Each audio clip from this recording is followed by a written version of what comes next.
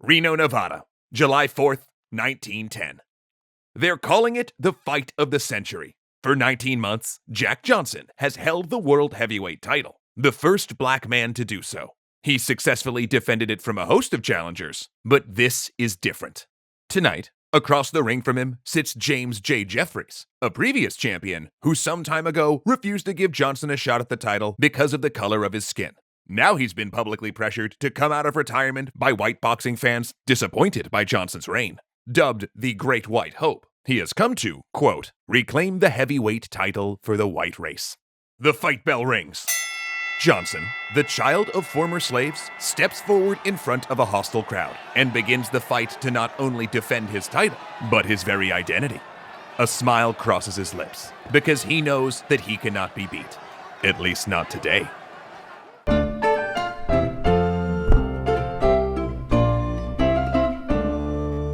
As we continue to educate ourselves on Black history in America, we urge you to join us in supporting highly important institutions, such as this week's organization, the Parkinson's Foundation, which works to improve the lives and care of people with Parkinson's disease, as well as advancing research towards a cure. To learn more and donate, please check out the link in the description below. The history of boxing in America has always had a racial dimension.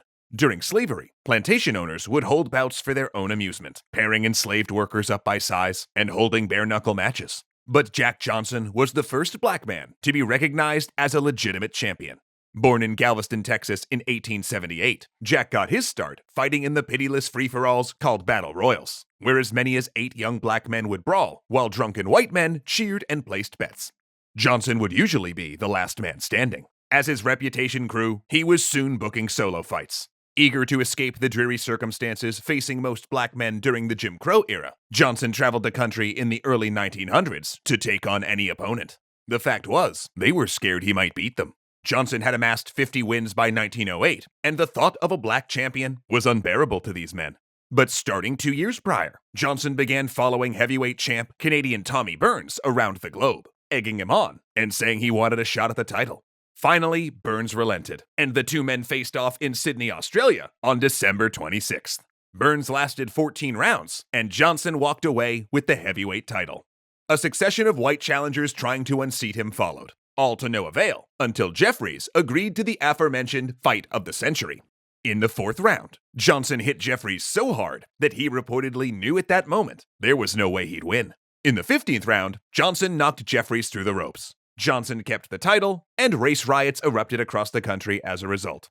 But beyond being champ, there were other reasons whites hated Johnson. At a time when a black man could be lynched for even looking at a white woman, he had a series of white girlfriends, 3 of whom he married. He also frequented brothels that normally catered to only white men.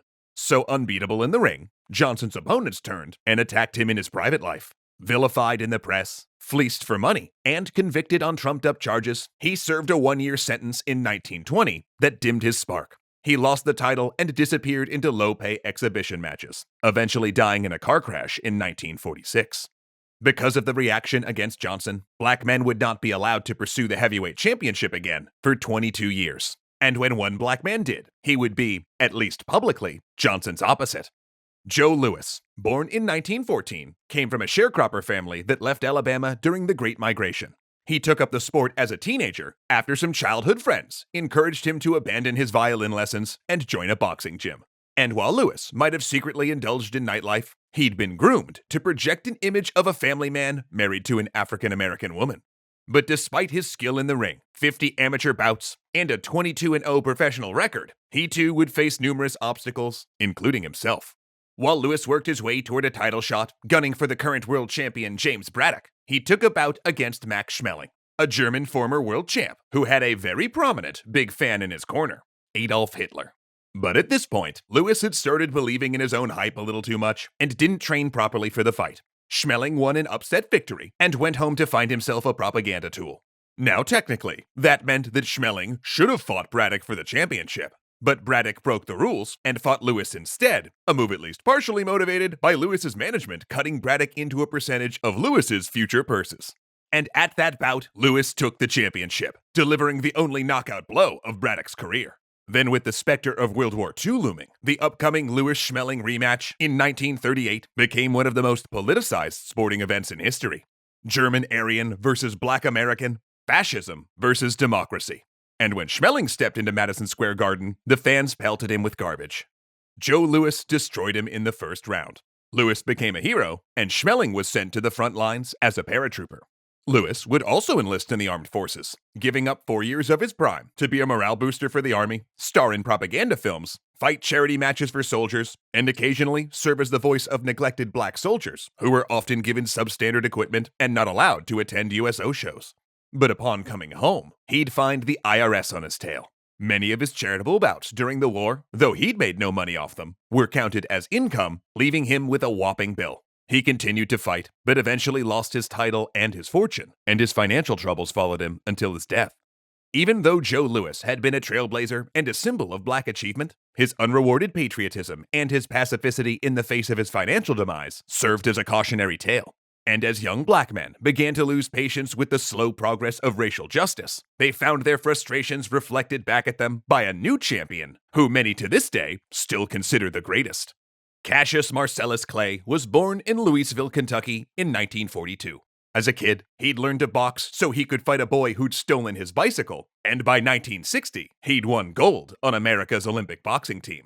Then in 1964, when he beat Sonny Liston to win the heavyweight championship, he announced that he had embraced Islam and changed his name to Muhammad Ali.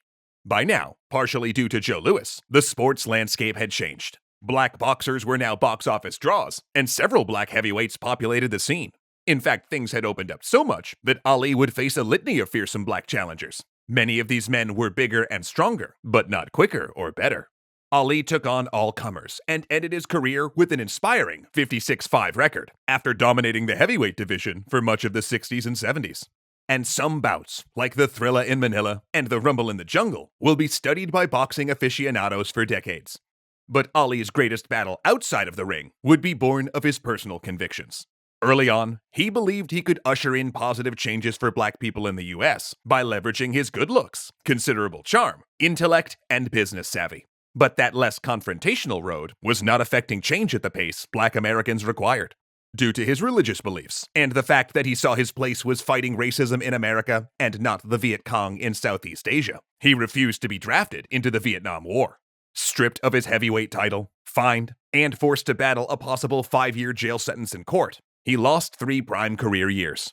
The US government and power structure wanted to quash Ali, fearing his views on civil rights and the immorality of the Vietnam War would impact enlistment by black Americans. This reminds me of something recently, but can't quite put my finger on it. The sanctions against Ali would eventually get overturned by the Supreme Court. But after a 3-year absence from the ring, he faced a long, hard road to get his title back. And while he would go on to be champ again, Father Time was nipping at his heels. He fully retired from boxing in 1981 and proceeded to spend decades as a worldwide goodwill ambassador until finally succumbing to Parkinson's disease in 2016. The life of a professional boxer is brutal in many ways, which is why it's ironic that all 3 of these men faced their greatest battles not at the hands of a fellow pugilist, but from the white world's reaction to their lives' choices. Whether it was Johnson's free-spirited ways, Lewis's lack of business savvy, or Ali's religious beliefs, they would all receive a stunning right hook from the world's most insidious opponent. And unfortunately, systematic racism is currently undefeated and has one heck of a reach advantage. In order for that to change, we can't throw in the towel. We all have to keep fighting. This show wouldn't be possible without legendary patrons like Ahmed Ziad Turk, Alicia Bramble, Casey Muscha, Dominic Valenciana, Gunnar Clovis, Kyle Murgatroyd, and O'Reels1.